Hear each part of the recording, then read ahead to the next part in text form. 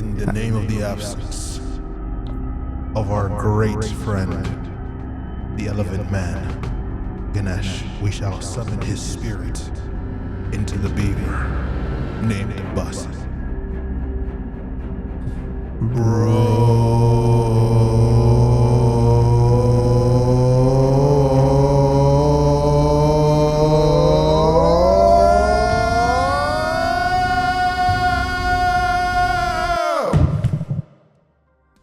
Did it work?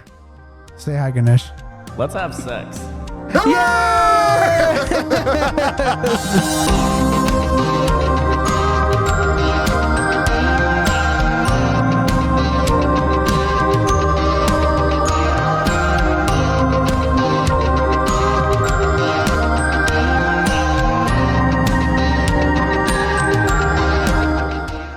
Is the other one there?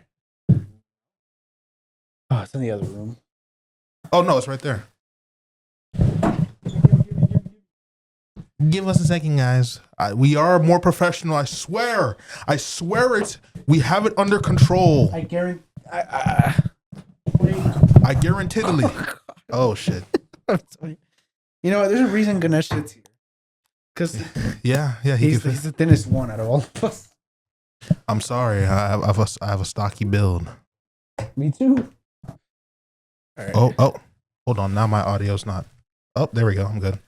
Hello. What the fuck? This is worse. There you go. Oh my god. What if that was the issue from the jump? Oh my What if that was God. the issue from the jump? What? That it wasn't plugged in all the way. We're not gonna play with it though. It doesn't matter. All right. Welcome back to Brodent Royale podcast. Oh. We are your hosts, Braulio. Jaydon and My name's Ganesh. As you can see, Ganesh couldn't make a physical appearance today. so we've conjured his spirit into the beaver as his corresponding rodent animal. And once he is able to, once we're able to locate his body, then we will bring him back here for next week's episode. Yeah, we're filing a missing persons case as soon as we're done, because he told us his last text message to us is, "I'm going on a journey. Do not look for me." And we were like, "What? What does that mean?" And he's like, "All will be understood soon." And that was the last thing he sent to us. That was the last thing he sent to us. I can don't know. only assume it's like a rodentalist thing, but I don't know. He might be going to finish the prophecy. I don't know. Yeah.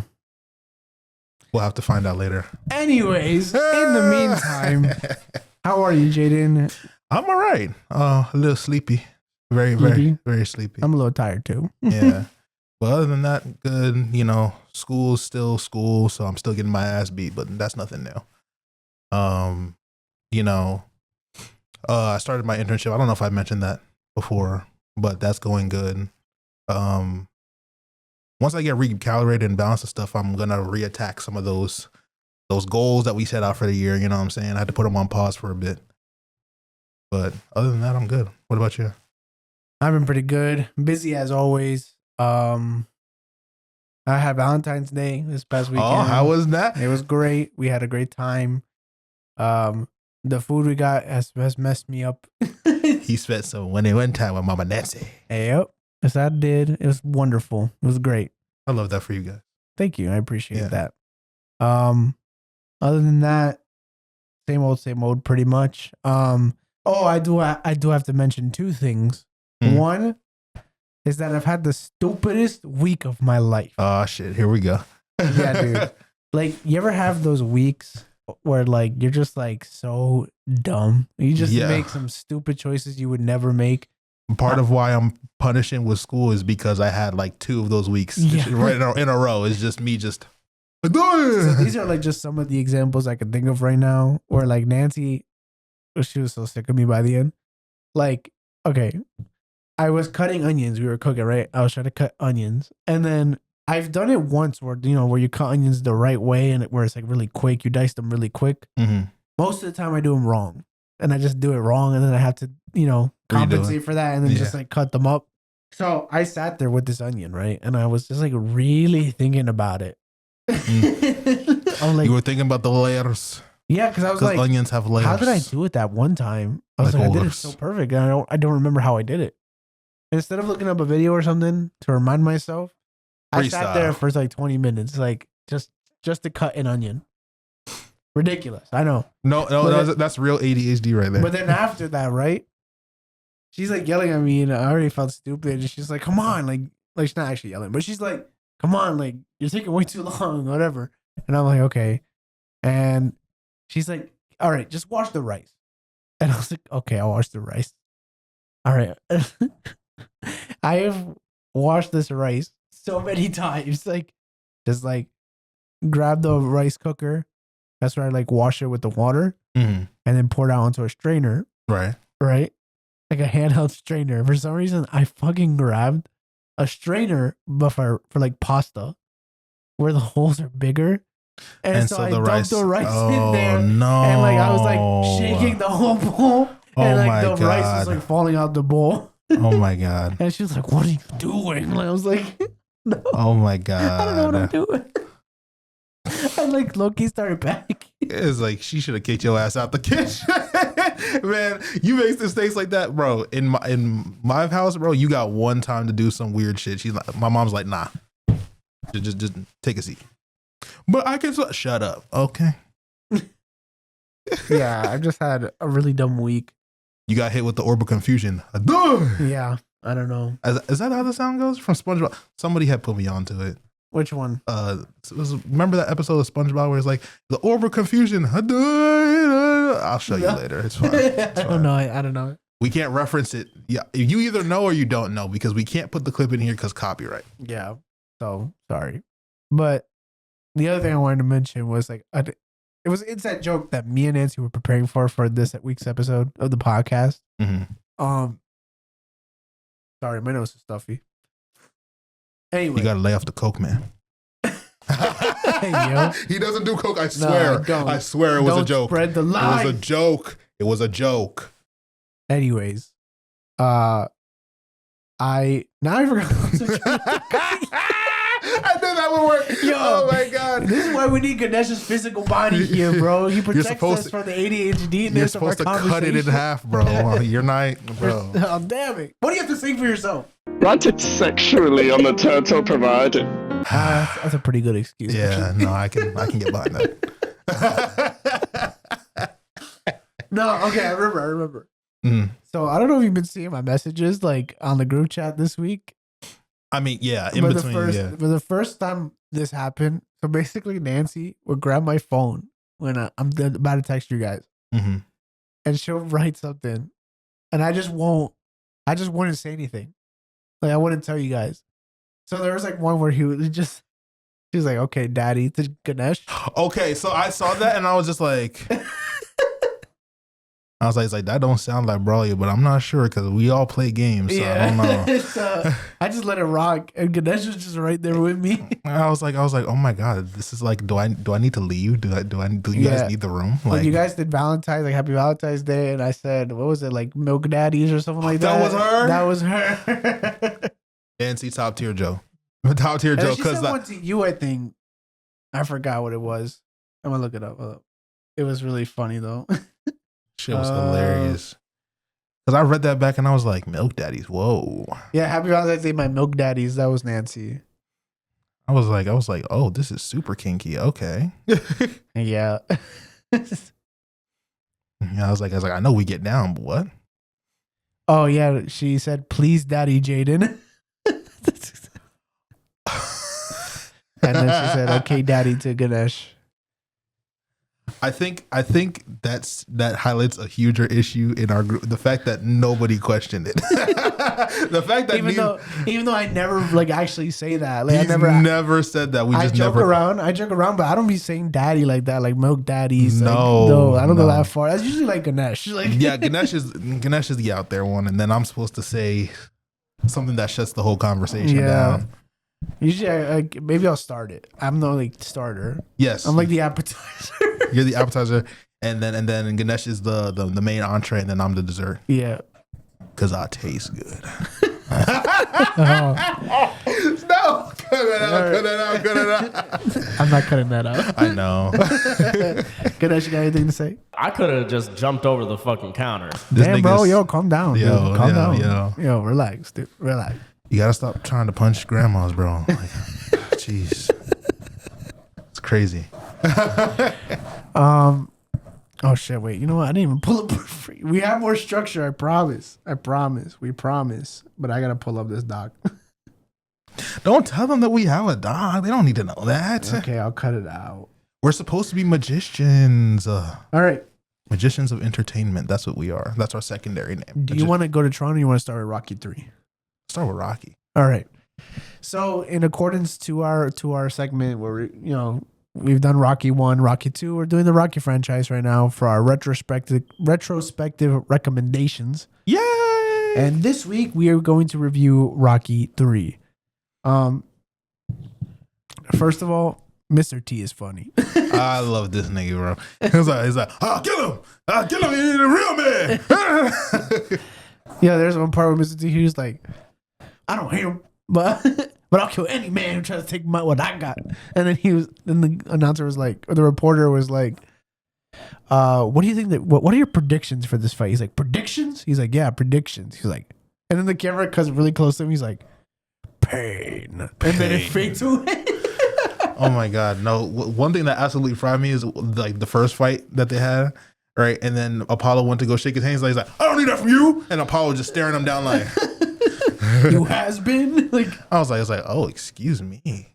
Damn, bro. Like you couldn't just, he's like, I don't need nothing from you. I was like, damn, nigga, he's another black nigga on the stage. Please relax. Relax. Yeah, no, he was something else. I actually do. It was a welcome change to because he's like the second. Yeah, he's the second opponent, like main opponent to Rocky. Yeah, and I like it because it's like he's just a wild dude for real. Like like Apollo, like he's controlled. He's suave. Like he just works as like a champion fighter, and then you got Clubber Lang. I eat, sleep, and drink pain. I shadow box in the dark so I can visualize better. Yeah. I'm like, okay. Dude, like, he's just like pushing reporters left and right. He's like he eats bricks or some shit. Like, dude, okay. He just had no chill. Also, you know who also had no chill? The freaking wrestler in the beginning. Oh my God. Man. For him to be like, nah, we cool. Nah, we cool. I was like, you started D1 crash out behavior and then said, oh yeah, I'll take a picture with your family. You just beat the brakes off me. I don't want no fucking picture. No, but Rocky was cool about it. He was chill. Yeah, that's bro got perma chill on. I don't know what's going on. Like, I need to get like him. I would have thought like Rocky was high the whole movie or some shit. Like, I don't know. Bro was just like, yeah, no, it's just what we do. Come take a picture with my family. Yeah. But moving on from Clubber Lang for now, I do want to talk about like the beginning and like with Mickey and all that. With Mickey or with Paulie? Oh, we could talk about Paulie. Because he pissed me off in that beginning. He just started drunk and tweaking. Yeah. I was like, bro, you've been jealous this whole time. You ain't never addressed it. Like, now you over here crashing out on game systems and shit. Like, please. Yeah, no, I don't know. I mean, he represents, I think, a reality in this world that people get jealous. People get mad. People want handouts. Yeah, and the thing is, the thing that irked me is like, he doing all this, right? And when the moment he asked Rock, hey, can I have a job? He's like, that's all you had to do was ask. Most people, if you are like genuinely cool with them and you ask them like, hey, can you look out for me, whatever, if you don't ask for something absolutely obnoxious, they'll look out for you. Yeah. Like we boys, right? He's like, yo, I'm in a tight spot. Okay, I got you. Mm-hmm. That's what real friends do, by the way. And if you have a friend that won't help you out in your time of need, do I need to spell it out for you? Yeah. Especially if it's someone that's like doable. It's not like totally out there like that. You know what I mean? Yeah. But I do like how it shows that like Rocky's still humble. Yeah. I think that's what the most important part of that scene was. To me, like it just shows like, okay, let's introduce Rocky's character again. Now having even more success than he did. But it's like, I feel like that humbleness also like got in his way, at least in that first half, like prior to the first fight. Because it's like, now you're like a gazelle. Yeah, like it did get to his head a little bit. It's like you're not hungry anymore. And I think that was the whole thing that everybody's trying to get him to understand. Mm-hmm. Excuse me. Now, do I think he shouldn't have fought Clubber Lang? No, you have to get that wake up call because you got to remember, like, you still got to have some type of chip on your shoulder. And I think that was a hell of a wake up call. Yeah, man. But more importantly, bro, I love how they handled grief in this movie. Oh, I love how they handled grief in this movie. Yeah, I agree. Like, not to say like I have my own Mickey, but like paralleling it to how like I struggled to process like the passing of my grandmother when that happened. Mm-hmm. Like I really did feel him where it's like death becomes real and the fear of it becomes real. And then you have to actually contest with that, you know, and like, how do you live your day to day knowing that that could happen to you at any time? And that's somebody that meant the world to you. Like, you know what I mean? Mm-hmm. It just, yeah. And also some of the things that Mickey like left off with him, like Mickey did get those last words of like, I love you and I'm proud of you. Right. But the things that kind of stuck to him at first after he passed was the negative things he was saying, like how he wasn't hungry. You know how Clubber Lang will kill you. You like, yeah, you know, those failures are what kept him there. You know what I mean? Yeah. And it's like the thing is, it's like when things like that happen, when you spiral into that negative, that is what you remember. Mm-hmm. You know, it takes you a second to remember like what the good was and, you know, see it in a balanced view and everything like that. But it's also because, excuse me, he got his ass beat because of his ego. He got his ass beat because of his ego. You didn't train the way you needed to. You know, you train in. And on top of that, like he was really like worried. I think that also was like part of it. Yeah. Like having Mickey like just right there about to like you know what's gonna happen. Yeah. Yeah. Like you, bro. Yeah. That scene, like the death scene with Mickey, that shit like broke my heart. Yeah. Because like he was like, "Oh, what happened in the fight?" And he was like, knockout." In what round? In the second round. And he immediately was like, "I knew you could do it." That shit. I'm not gonna lie. Like when he said that, I had to pause. I had to pause and process that because I was like, I couldn't hold that one because I was like, as you're watching the fight, we're actively seeing Mick die. Like, you know what I mean? You're seeing Adrian crying. You know, you're seeing the doctors come in. All that. I'm like, oh my god, bro, this nigga's about to die for real. Yeah. And then last words, I knew you could do it. I knew you could do it, bro. Imagine, like, obviously, you know, Mick dies with the piece of like thinking that Rocky like beat that nigga ass, but like, imagine being Rocky in that scenario. Yeah, I mean, and that's what affected him the whole movie. I mean, when he had that talk with Adrian, who again still shout out, bro, still grounds him completely and like tells it how it is. She's like, you don't gotta do this for us, for anybody, not for Mickey, not for your guilt, not for the title, for you. Cause like his point was true. Like, yeah, like before when he was hungry, like they literally dissected this guy. Like when he was hungry, it's because he didn't have anything but that want. He had nothing to fight for. He was just fighting for himself because he literally had nothing else. Yeah. And so he had nothing to lose. But now he does have things to lose, and that's what weighs on him. You know what I mean? Like, should he just quit at this point? You know? Yeah. And it's like you have to come to terms with the fact that loss is a part of life. Yeah. You know what I mean? It's like you can't hold on to everything forever. And that is a scary feeling to have to learn to accept. You know? And then obviously, like I said, this is one of my favorite training montages. So seeing him train with Apollo was one of my favorites. I like that. It's such a good change from like, I'm glad they don't forget Apollo. You know what I mean? Yeah. They don't forget about Apollo. He goes from, you know, winning the first in the movie, losing the second, now becoming his mentor in the third. I guess like his trainer in the third.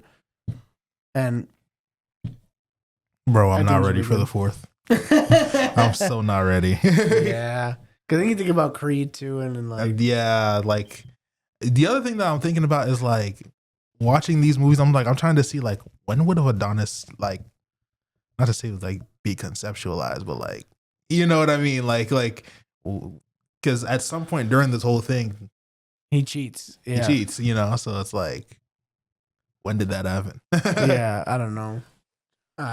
You know, but it's whatever. But you know, I thought it was a great movie. And then teaching him patience. The other, like I said, like I like something that always bothered me about Rocky up until like this point is that the nigga just takes punches. I was like, please move your fucking head, move your fucking body, please. Like, thank you, Apollo, for teaching this nigga footwork. God damn. But you know what? You know what's crazy? Like we were talking about this last week with like within a fight scene having meaning throughout the movements. Mm-hmm. You know, he was getting hit at the end, and everyone was thinking that he was getting like cooked. Mm-hmm. And he's like, "No, I know what I'm doing."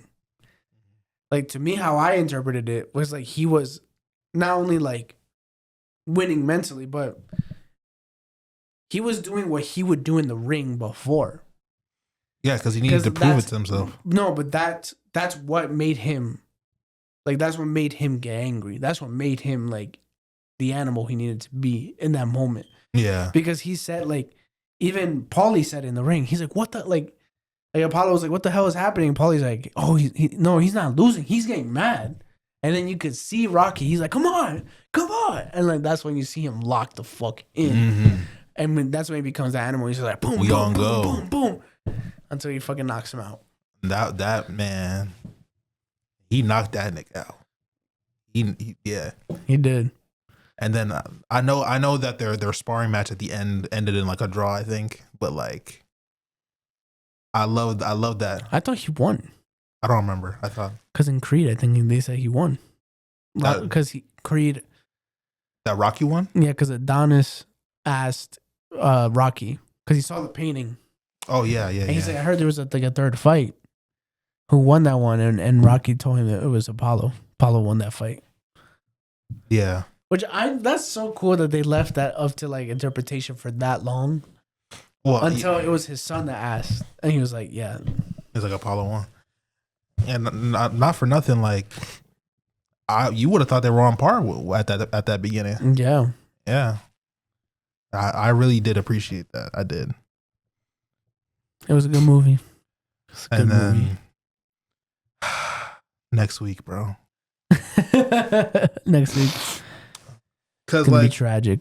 Because like not for nothing, like you grow up watching the Rocky movies, so then you grow up attaching to characters, whatever, like that. And like for niggas, like Apollo did mean what he meant in the story to real people.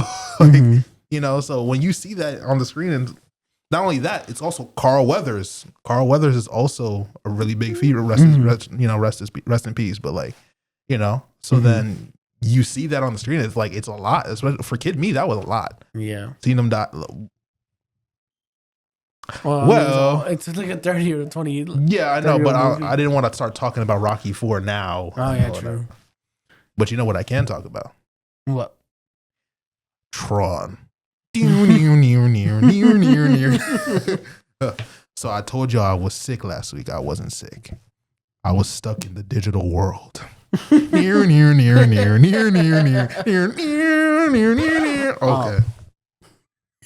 That was not meant to press. So I did the liberty of the labor for the group and watched the entirety of the Tron franchise in terms of the movies. I wasn't watching all the shows, although I grew up watching them, and I played some of the games. The only game that I didn't play was the one right before Tron Ares. So getting into it, one thing that I will say about all the Tron movies is that they really put the CGI of their time frame to the test. You know, first Tron movie, just very much AutoCAD type stuff, you know what I'm saying? And it's like, it really is good for its time. Like when did that come out? That came out, I think it was 1980 something or 90 something. I forget. Hold on. I think it was 86. Second. Oh, 82.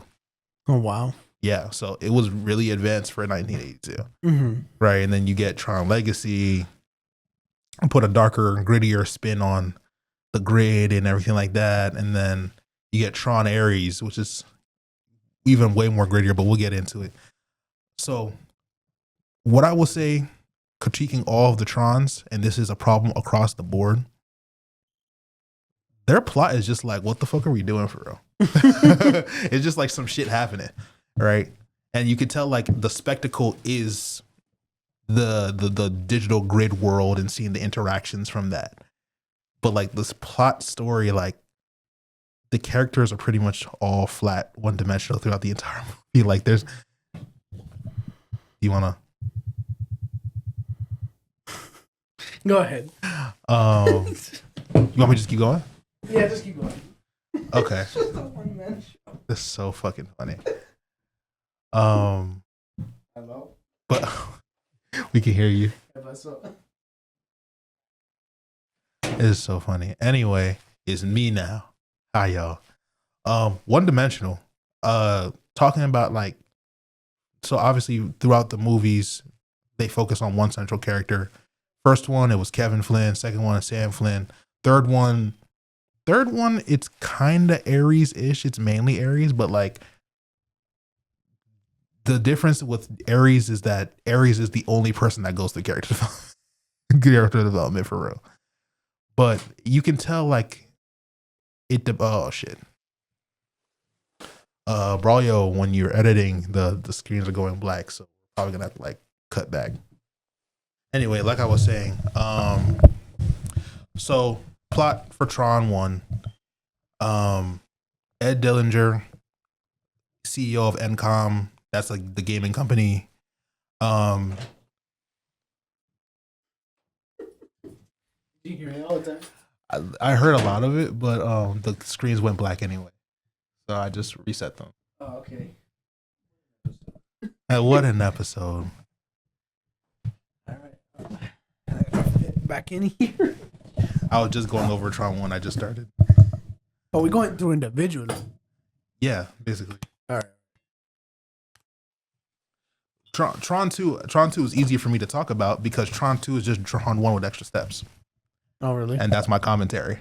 that's the thing. The plot is pretty much the same, right? Some bullshit's happening with Encom, the company, right? Tron 1, it's Dillinger and the Master Control Program. Master Control Program wants to, take the government secrets or whatever.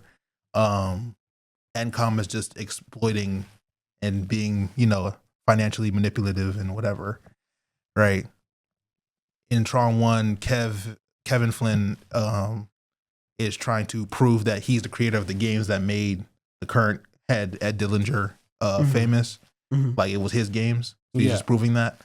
In the other one, he's, trying to mess with Encom because they become financially greedy, but then it also leads into him getting a page from Clue, who we all know is like the villain for Tron Legacy.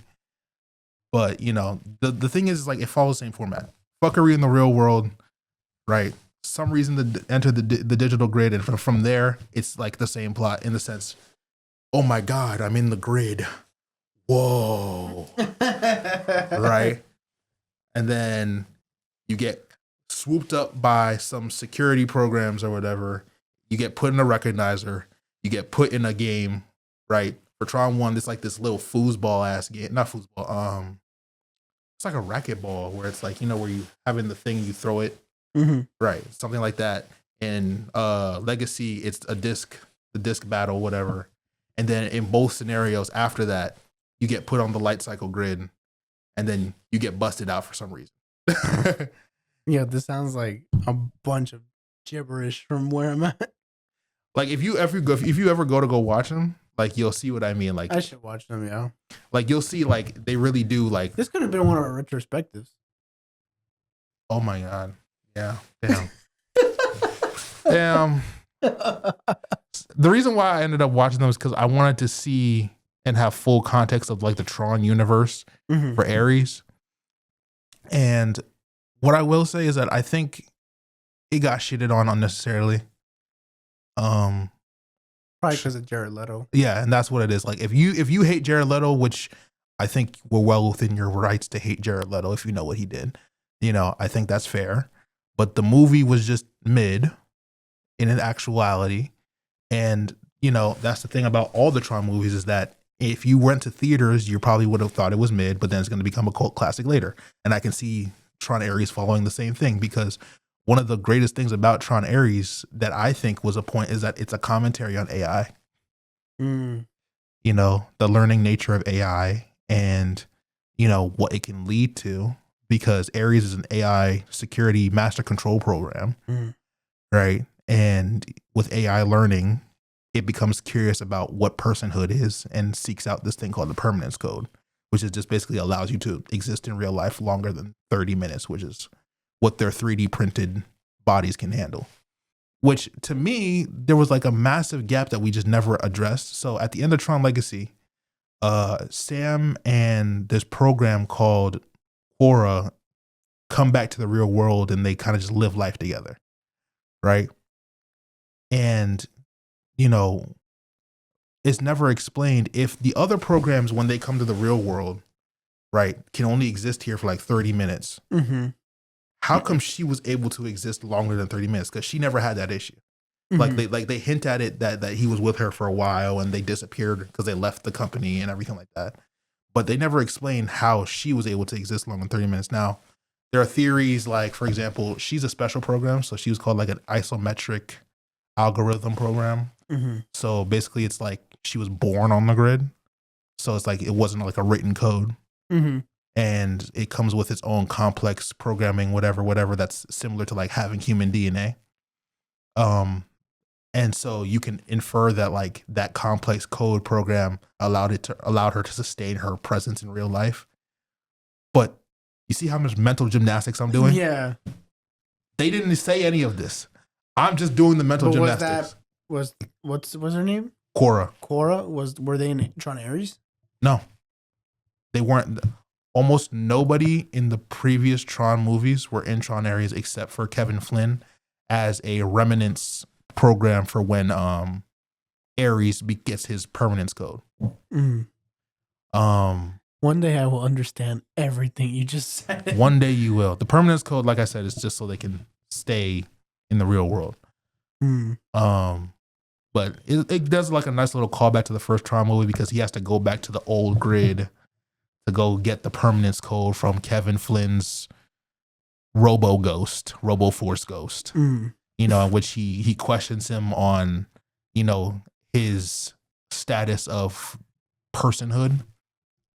Because like obviously you start out a program, you think like a program. Yeah. You know, but over time he begins to think like a person. And so Kevin Flynn kind of like gives him like a litmus test. Are you really becoming a person or not? And like he succeeds. And so he gets the permanence code and becomes a real person. But like I said, it's a commentary on AI, because like then you have another program, right? Because the company that they're working for is like, so there's two main companies now, right? You have one company that's like the good company, Encom, that's made from like these two Asian girls. One of them had like brain cancer and died. The other one, she was seeking out the permanence code to finish her sister's work for, you know, betterment of the world. Because like if we can generate shit in real life to replace, you know, infrastructure and whatever the case, we can infinitely produce the needs of humanity, right? That is for the good of humanity. Like I get it. You know, the other nigga is like, oh yeah, digital AI soldiers.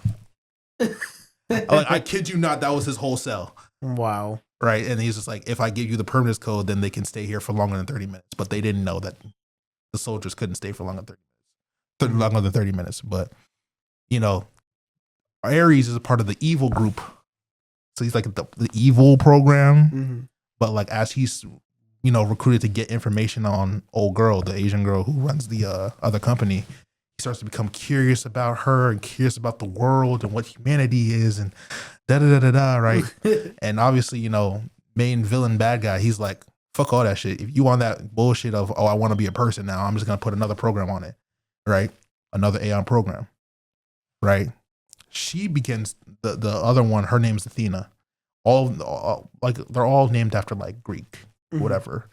But Athena also starts to learn and become sentient and self-aware, but it turns bad because she then is like, I'm going to kill whatever gets in my way, including Homeboy's mom.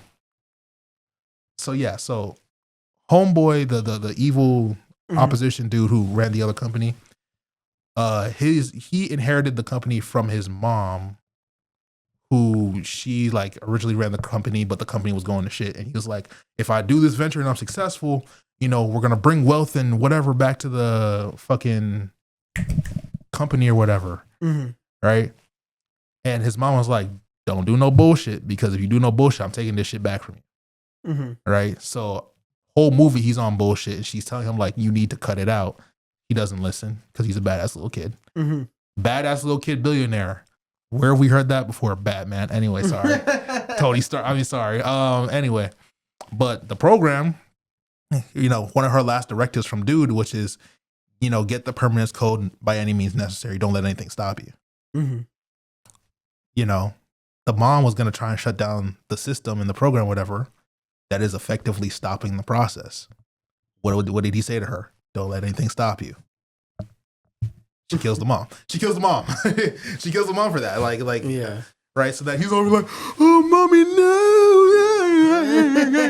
no. And I'm just like, shut the fuck up. This is your fault. Your mom's dead because of you. Yeah. It's like, fucking greedy ass bitch. Like, shit made me mad. Shit made me real mad. Because like, she did not have to die. Was she also like being annoying mom telling you like, get off the game, you're fucking up? Yeah, it's annoying, but like, she's also right. like he almost killed the real life girl from the other company like 3 different times throughout the movie. Obviously, we want the money in the millions and to supersede the other company. We don't want to kill people, right? Right, all right. And he just wasn't saying right. And then, you know, now his mom is dead. He's like, we weren't supposed to kill people. You didn't say that. You said, bring her back to the grid. You said, bring Eve Kim back to the grid. That's what I'm doing. Your mom's in the way. She's a program at the end of the day. God forbid a program followed their directive. Anyway. But so what do you give Tron Ares? Tron Ares, I give, because I'm a Tron fan, my default is a 7.5. Distinguishing its overall quality, I'd probably give it like a 6.2. So it's not bad. It's not bad. It'll hold you over because Tron spectacles are always a fun time. But the plot doesn't really hold you that well. You know, some of the Easter eggs, if you're a former Tron fan, will boost that experience for you.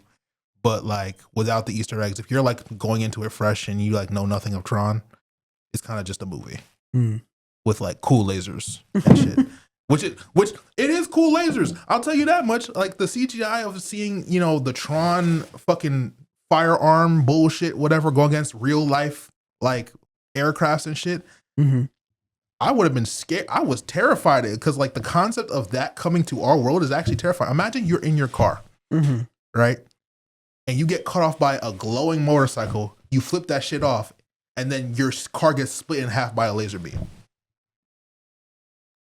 That's terrifying. That is terrifying. You know what I mean? So that's what we were dealing with. You know, fucking they invade the world. They bring this like super flying tank. That's what a recognizer is, like, essentially. And, you know, it's just shooting shit, whatever, trying to catch this one woman, which is crazy. You send a recognizer, a flying tank, basically, to go capture one person. You're tweaking.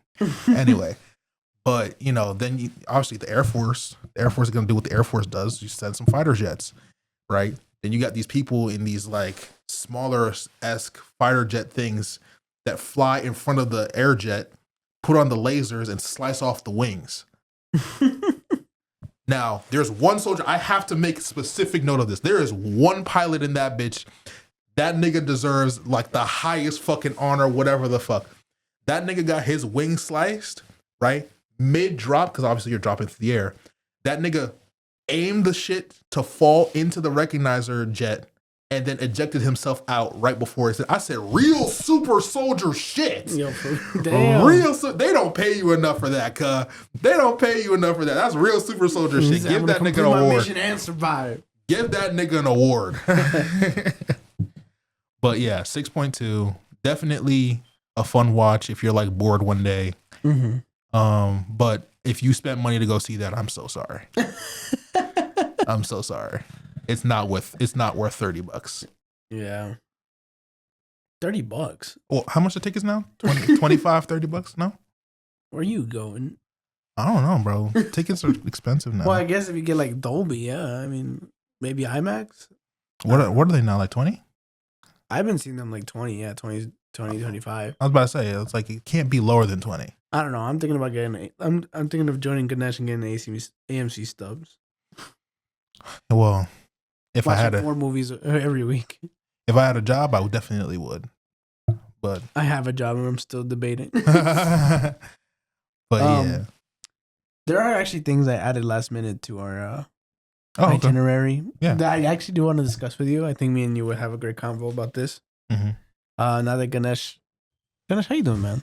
Yeah, talk to us. Oh shit! You about to make me queef, bro. Whoa. Okay. Whoa, dude. Gosh, we can still hear you. We're in, like, I know you're not physically here, but like we felt all like, okay. You're making me feel uncomfortable. Sorry, y'all. What do you have to say for yourself? Man, I just schmidt my pants, bro. Aw. We love you too. I forgive you. We love you too. I can't be mad at you. So there are some announcements. There are some announcements of things that are yet to come that I think we need to talk about. The first one I saw that was like, I'm so excited for this, is they announced the God of War trilogy remake. I am so hype for this. Oh, me too, dude. I'm so hyped for this. Listen, I'm gonna say it right now. I am not an OG fan. I tried playing. I think I played like literally a couple minutes of God of War 1. But I did play 2018 and Ragnarok. Yeah. I know it's different. I know like there's people who like just defend the OGs with their life. I want to see the OG, and I'm glad that they're bringing back the OG actor for it too. Like giving him the respect he deserves for being the OG Kratos. You're gonna enjoy it, and it's gonna add so much layering for. I know the story. Like I've seen the story, but I want to play the story. You have to feel the story. I want to immerse myself in that story. Yeah. And when that comes out, and I'm gonna play through the whole trilogy, and then I'm gonna replay 2018 and Ragnarok. I hope what they do. So I played some of 1 as a kid. I played 2 and 3 as a kid. Right. And then there were like some other bonus games. I hope they put some of the bonus game content in there because he has a brother and everything like that. I hope they go through all that. Yeah. But I think it's gonna be great. I think I'm so excited for God of War. I need you to understand. You may have loved these God of War games, the new ones, whatever. God of War 3 is gonna be your favorite God of War. Yeah. It's going to be. It's everybody who's played the prior God of War 3 is the favorite, right? And it's because he just goes hyper violent.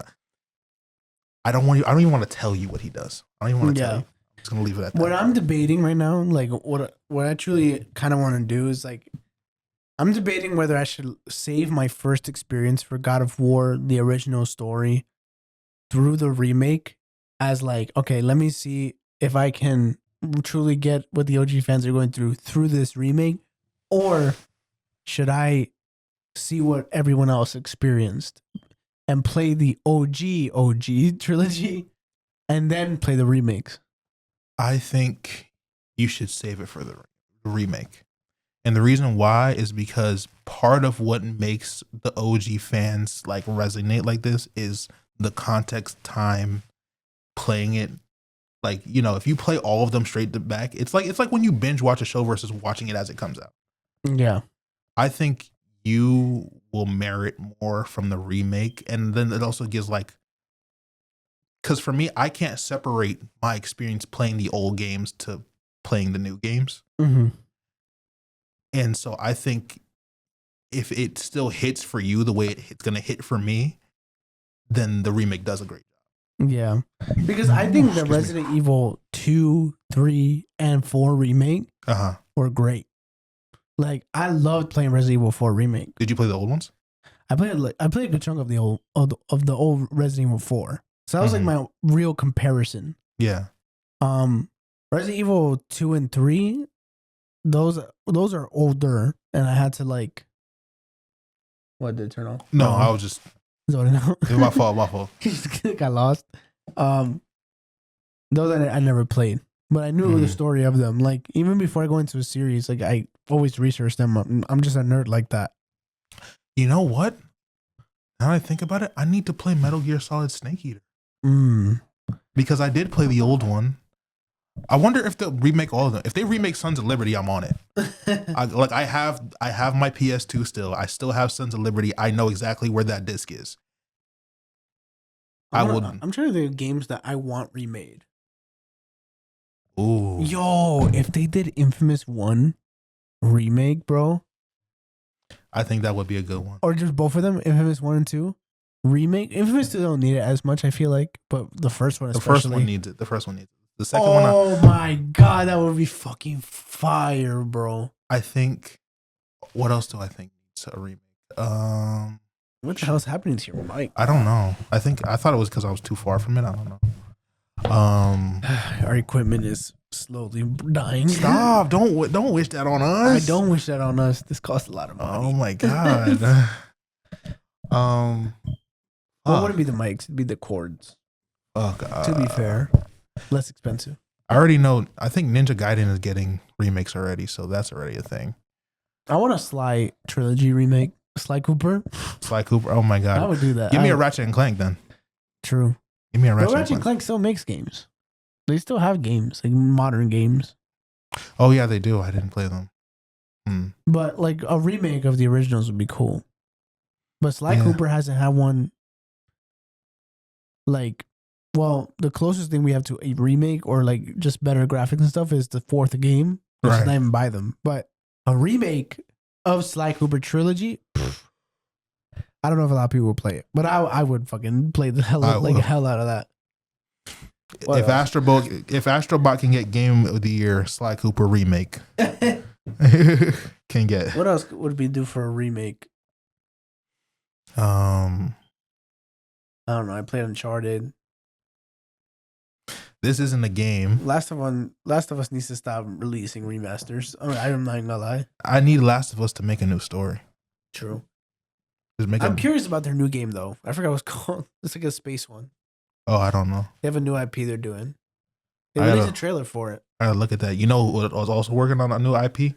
The people who made No Man's Sky. Oh, really? Yeah, they're making a fantasy equivalent, basically. You know, another game that's coming out that I'm excited for. I never knew I needed this game. What? Until I saw it fucking announced. What? There's a John Wick game that got announced. And they had a trailer for it where like it's Keanu Reeves and like fucking people up. And I never knew I needed that shit until I saw it announced, bro. See, the question is like there's multiple games they can play like, and that's my question. Like, is it gonna play like an Assassin's Creed Sifu type deal? Is it gonna play like a Hitman?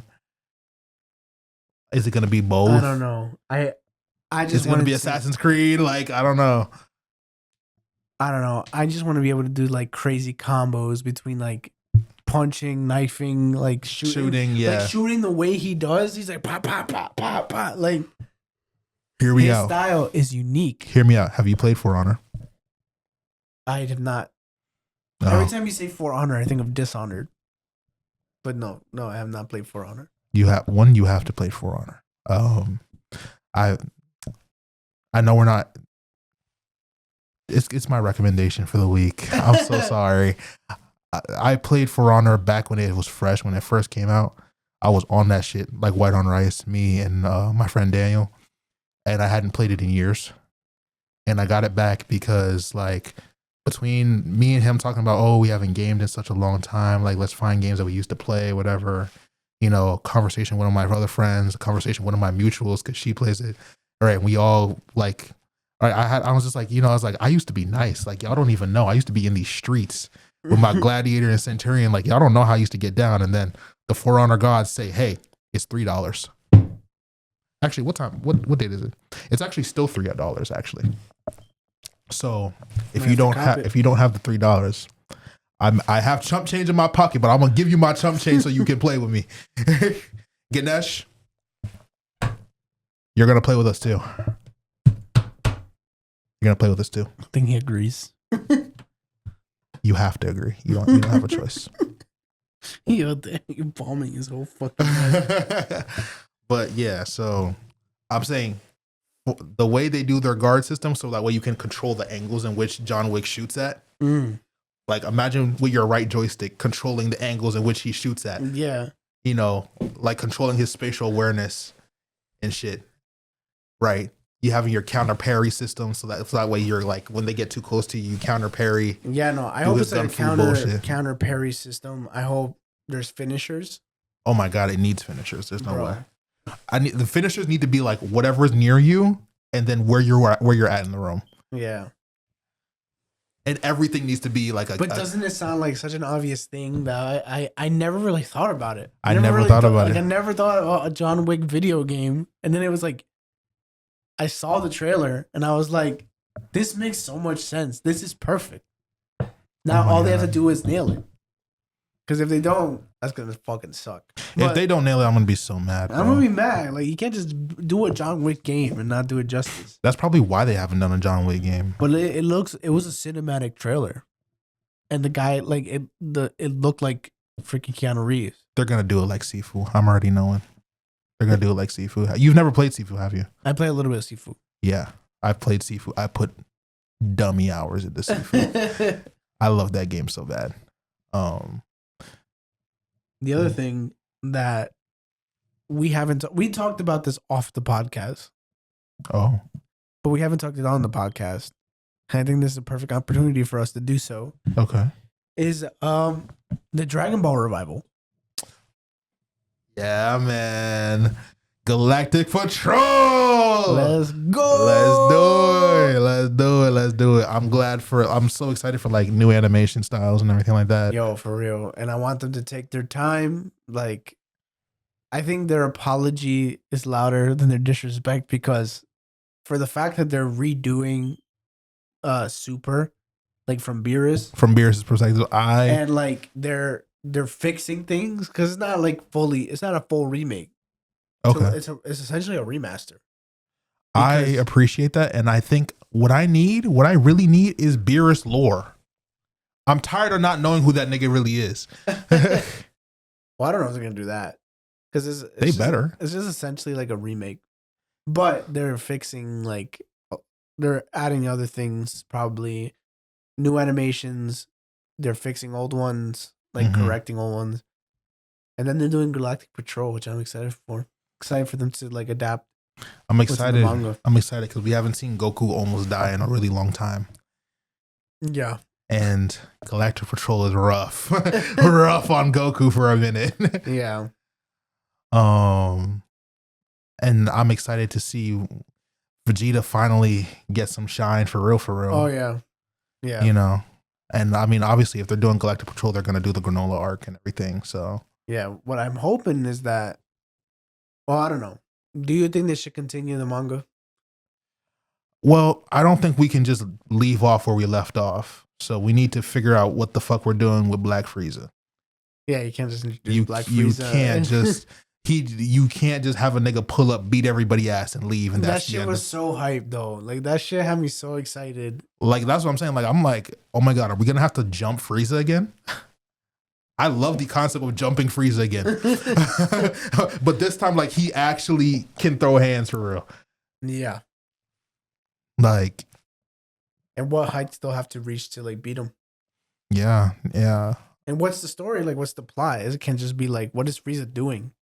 Like, honestly. Because he literally just showed up. But honestly, I'm not going to lie to you. Like, as much as I loved it, I would have loved a revival of Perfect Cell. Like, a proper revival. You think so? Yeah. You don't think it would be cheap? I know. It would have been cheap for sure. It would have been cheap for sure. But like, I needed like a real like. What if he combines like all of the ultimate DNAs and all and unlocks this crazy super form or some shit? Like I would have needed that. I'm good. I kind of disagree with you. Honestly, like in concept, this is how I feel. But like in actual practice, how do you beat that? Because in actual practice, they would fucking give Gohan a new form and just recreate what they did. Because they already did that for Superhero. Yeah. They'll just do it again. I mean, I would have loved for them to do that in place of Superhero. That was how I felt. But, you know. Yeah. If they were going to do Cell, they should have done like, they should have just went all the way. But they just went Cell Max. And I was like, this seems like just, I don't know. Yeah. Cheap thing just to get Cell in there, you know? It's like, we just need a Gohan power up. We need to like bring back nostalgia. Yeah. Which like, I don't know. What I really need is for us to go back low key to ground level. Like having all of these God characters, God level, outer versal, strength, whatever, is great. Hype. But I think we mentioned this before, like early Dragon Ball storytelling is peak. And I would have loved for like something like that to happen for Pan. Yes. Oh, that's true. That would be cool. If you did a whole story from Pan's perspective. Yeah, and it's just ground level. It's grounded. But there's no way. Like, it's so hard. It would be so hard to do that without ignoring so many things. What I would be in favor of is a Dragon Ball remake. I mean, like an OG Dragon Ball remake. I mean, I'm with that 100% just for like new graphics, new fluidity of movement. I would have loved to re-see Goku and Krillin throw hands with fluid. That was one of my favorite fights. Goku and Krillin throwing hands for real. Yeah, that was one of my favorite fights. I would have loved to see that again. Goku versus Krillin, Goku versus Tien. Man, both times Goku fought Tien. It's just something special. It's just something special to me. Yeah, like if you gave like the level of animation that was like in Broly, right? Shit. And you put that shit, like you put like JJK fucking like hype animation, fluidity into like these battles, which don't require that level. You're gonna bring these fights up to 11, and they will be better than most fights we see. Like, I would argue they'd be better than JJK. That's a clip. Speaking of, that is a clip, and I think people are gonna be so fucking mad. We're gonna get so many rage coming. Do you think OG Dragon Ball fights are better, not just in animation, in general, than JJK fights? I feel like they're more sincere with the storytelling. Thank you. I think if you put that is also I think a complaint that we're seeing Japanese JJK fans complaining about, which is like they feel like it's just hype fights, right? And not for nothing, if that's how you feel right now in this current moment, drop the series now. I'm so sorry. I read the manga. Drop the series now. It's going to get worse, especially at the end. Mind you, I enjoyed the end. I enjoyed the way the manga ended, you know, up to a certain point. But no. Trying to compare it with the storytelling of the character development. Like, niggas go through character development mid-fight through the fight itself, not through fighting, stop in the middle of fighting, thinking character development, boom. Yeah. The fight itself brings character development. You know what I mean? That's what OG Dragon Ball fucking did. You know, like freaking OG Dragon Ball showed the merit of training. I feel like we're running out of stories where it's like showing you your benefits of training, like formal training. Yeah. You know, you either come into that bitch knowing how to scrap, or, you know, the scrap of being a weak ass nigga teaches you how to scrap better. Mm-hmm. And it's like, no, we need people who go back and get in the lab and really, like, speaking of niggas who get in the lab, right? You didn't hear about this. I don't know if you know Kenichi, the Mightiest Disciple. No. So, okay. Whoa. Hello. I hear you. Okay. I think that's your headphones. So if you like Baki, if you like Kengan Ashura, watch Kenichi, the anime, because that's the first half of the series, and then read the manga. But That, oh my god, that's something that I really need animated. The rest of Kenichi, animate the rest of Kenichi. But also the Kenichi manga is getting a continuation called the Masters arc. I'm so excited. I love Kenichi down. The only critique of Kenichi that I have is that the fan service is absolutely ridiculous. Actually, never mind. You can't read it. Never mind. You can't. Okay. You can't. I understood. There's no way. There's no way. I'm not even going to explain just for the merit of. I understand. Yeah. Thank you. But it really is a great franchise if you're looking at it from like I like martial arts perspective and character development perspective. Kenichi is like, take Deku, make him not cry as much. Kenichi does still cry, Kenichi does start out as a weakling, but like he's like a blank slate weakling. Like he has no fighting talent, no attributes that make him good at fighting, and they build up from scratch, and he becomes a machine. Like he becomes absolutely goated. And they're getting an adaptation because where we ended off in the manga, it's like a big gap time skip in which like some of our burning questions are answered, but it's kind of just like an answer and then it's just ended. But yeah, but that when I think of I trained for this every second of every day to get better at throwing hands, Kenichi is what I think of, right? But obviously, Dragon Ball is the origin of that trope for real, like how it feels in spirit, right? So seeing that again in Dragon Ball, I think means a lot to me. If they do it even with like modern power levels, right? Modern power scaling, you just gave meaning to the fights. Yeah, which I think they're kind of like, I feel like those good parts of Dragon Ball is where they're kind of getting back to with what they got back to with the manga a little bit. Yeah, and if they adapt the anime straight from the manga, I think we'll see it. Yeah, we'll definitely see it. We definitely get it from Vegeta. We get it from Goku too, but like it's all built within the arc for Goku. I feel like. But for Vegeta, I feel like it's also a culmination of everything for him. Yeah, no, it's definitely like a full circle moment. Yeah. Especially when we get to like, because does he unlock that form in this arc or does he unlock it in the Granola arc? I think it was in the Granola arc. Okay. I think it was in Granola arc. But you start to see the circle start to come in that arc in Galactic Patrol. I do remember that. But it does come completely full circle in Granola arc, which I'm also very excited for. Me too. I'm not even a huge Vegeta fanboy. I'm like a real shit. I'm not a Goku fan because I'm a Goku fan, like what everybody else is. I became a real Goku fan after hearing his training philosophy during the Cell arc. That's what really did it for me. Like, obviously you always want to like the MC, but like that's what really did it for me in terms of like his philosophy as a person. It's like 1% every day, one step at a time. Don't break yourself, but always build on yourself. Vegeta is break down, destroy it all, rebuild yourself stronger. Right.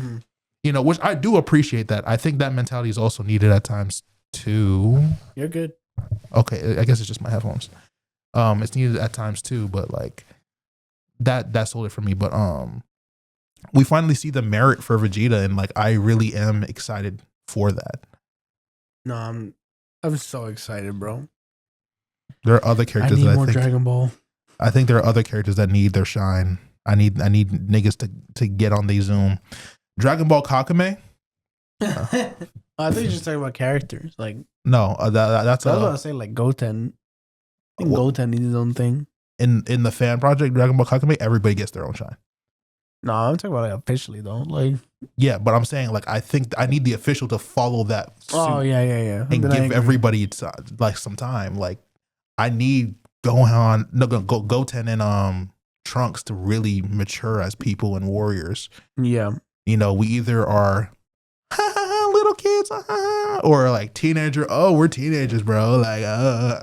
Like no, I need real character development for those two dudes. You know, I need to look at present Trunks and not just think, I wonder what future Trunks is doing right now.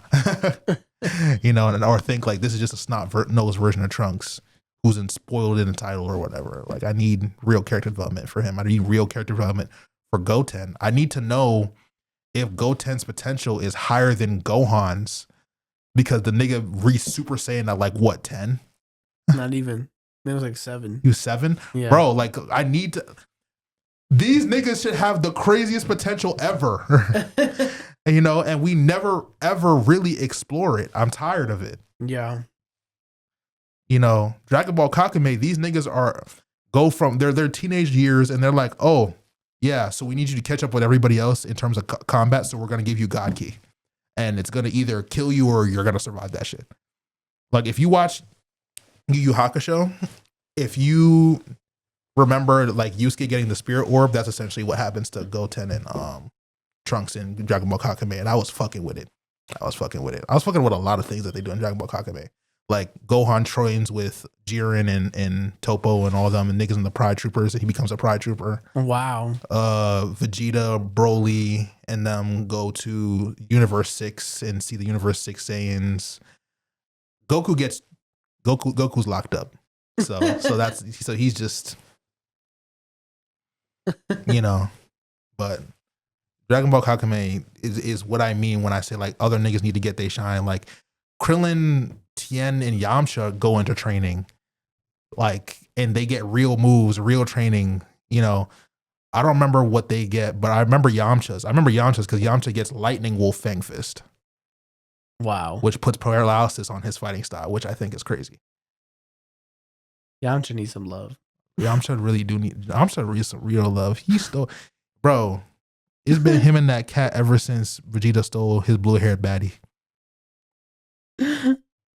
I don't know how he hangs out with them people after that. I would never forgive Vegeta for that. You stole my blue-haired baddie, genius billionaire shorty, after trying to kill her and literally killing me. Well, I would never forgive them. Technically, he didn't kill him. He wouldn't have been dead if he didn't bring them Cyberman beans, would he? That's Vegeta's fault. You know who I'm also curious about? Who? We never revisit the other Saiyans. We never revisit Raditz. We never revisit Nappa. I've been thinking about this shit for freaking like a decade. How you gonna drop? Like, I know the point of like Raditz as a character in Dragon Ball Z is the fact that just because like he's your family member, like he's your brother, you still have your chosen family. Right. You know, that's the whole point of his character, and his use was already done. Like there's no other use for him in that context. But still, like we can redeem Vegeta, we can redeem so many other people, but we can't spin back and go redeem actual blood family. That's not crazy. Like that would be cool. Like to know Raditz's life, you know? Yeah, like what was it like for him? You know, honestly, the fact that we haven't done any type of Saiyan resurrection, I'm also looking at Vegeta like, you know, who's he gonna resurrect? His dad? Resurrect all of them niggas. Right? And then we have to navigate political relations with the Saiyans. That would be a whole series in itself. Yes, I know. That to me, that's a fire premise. Imagine you have to navigate that shit, right? You have to navigate, oh my God, Super Saiyan is real. Oh my God, the Prince of all Saiyans is a Super Saiyan. Oh my God, this commoner is a Super Saiyan? What the fuck is that? They're gods? They're gods? What the fuck is that? Dude. Even if we don't make it like an actual series, like I would appreciate like a special on it. We should create a story. For Dragon Ball? Yeah, like do it for a podcast episode. We just create a story. I don't know how that would work. Comment down below if you would like that. Yeah, if you want to see a chef in the kitchen for narrative, let us know. Anyways, I think it's time for recommendations. What would you say yours was? Okay, so For Honor, the game. For Honor. But I'll also recommend a song. It's a chill little vibe. Is Soledad y Del Mar from Natalie Lafourcade. I don't know if I'm saying that right. I'm gonna let you double check that for me. All right. It will appear in front of you, so don't worry. Soledad y Del Mar. Oh, Soledad y el Mar. Y el Mar. Okay. Yeah. Solitude and the ocean. Sea. And the sea, yeah. And the sea. It's a very chill song. I love this song so much. If you ever get the chance, like when it becomes warm out and y'all can go back to the beach, play that shit on a speaker, bro. Trust me. My recommendation would probably be, even though I have not even got the chance to play it all that much, I've had this game for years, a couple years, and I have not like finished it or played through it enough. Ghosts of Tsushima. So I kind of want to play Ghost of Yote, but I'm like, I have Ghost of Tsushima. I don't have to pay. I have both now. Yeah, so I want to play before I go into the sequel, because I've done this before. I played Assassin's Creed Odyssey first. That was my first Assassin's Creed RPG that I played. And then I went back to Origins. Worst mistake I could do. So I'm going to play Tsushima all the way through so that later I can play Yote and see like the upgradedness of it. I plan to do that in the summertime when I'm like uninhibited by school. You're just gonna binge gaming at that point. I am. And I'm gonna let y'all know right now.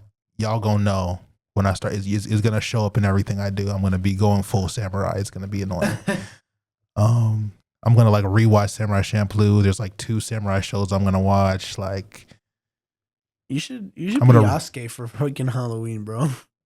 I plan to. I'm just not in the build for it yet.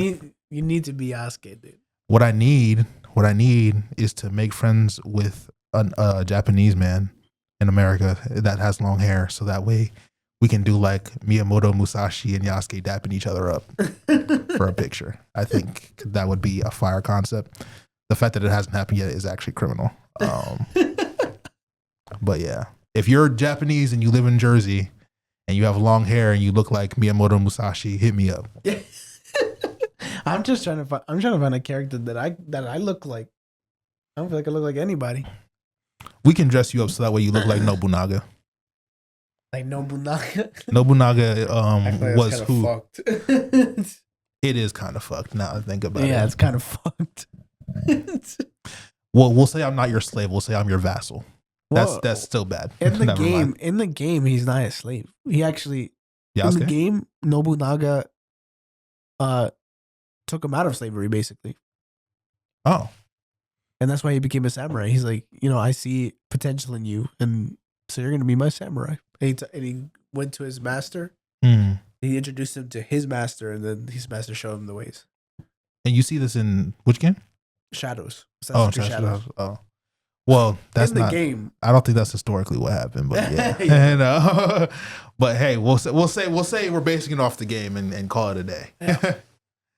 That's what we'll do. But yeah, no.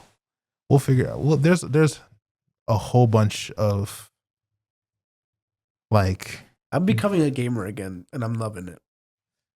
I love that for you too. Like I'm becoming a gamer again too, but I can't engage in it outside of being casual because I'm in academia. I don't have time to engage in it for multiplayer purposes that much, because I'm like, the only time I'm going to use it for solo games, because that was what I wanted for a couple of years now, is to like go back to playing video games by myself and playing story games and stuff like that, and building, just, having that time to myself, because that's what I grew up with. Yeah. Just playing games by myself. That's real. So I'm enjoying it. What I will say for multiplayer purposes, For Honor is actually a really nice game to keep up with, because while things update and, a lot of shit change, whatever, the gameplay doesn't change drastically. And the characters can be bought with in-game currency that you actually can grind for and actually build, and it doesn't take you like 50,000 days. You like, whether you win or lose, you still get coin, and you still get to like, things. So you're gonna enjoy For Honor. I just have to teach you how to play. All right. I taught. Listen, if nothing else, my cousin can attest to it for my ability to teach people how to play For Honor, because he said like he was never good at it, and I just told him, like, just showed him what I knew, and then now me and him are having full on throwing hands like cinematically and shit in there. Shout out Kyle, actually, because the other day me and him were on the phone, and bro did our brodentalism salute to us. Yeah. He did that just on his own without anything. He just went, bro. Well, yeah. Like he did the tap the elbow one. Oh, yeah. Just like on of his own volition. So it's like, Hell yeah. Shout out you, cuzzo. Type bro in the comments if you've seen Brodentalism episode. If you don't know, you're lame. And you're not on the yacht. You're not on the yacht. Get on the yacht now. Please like, comment, share, subscribe. I think that's all we have time for today. Yes, it is. Next, wait, Ganesh, what's your recommendation? Yeah, no, he actually didn't say anything there. I think we lost him. Did we? Hello? Oh my God. We got him back. That's so intimate. That's so intimate. Oh my God. Okay, so what's your recommendation? Fuck you, Dwayne. Okay. All right. I guess. Yeah. Okay. Anyways, like, comment, share, subscribe. Look forward to us next week where Ganesh will be back in person. We don't know that, actually. We don't know that. We don't know how long his journey is. He might be journeying to the west. Yeah. But we'll see. You'll find out next week. Whatever happens, tune in next time to find out. All right. With that said, peace. Peace out, guys. Love y'all.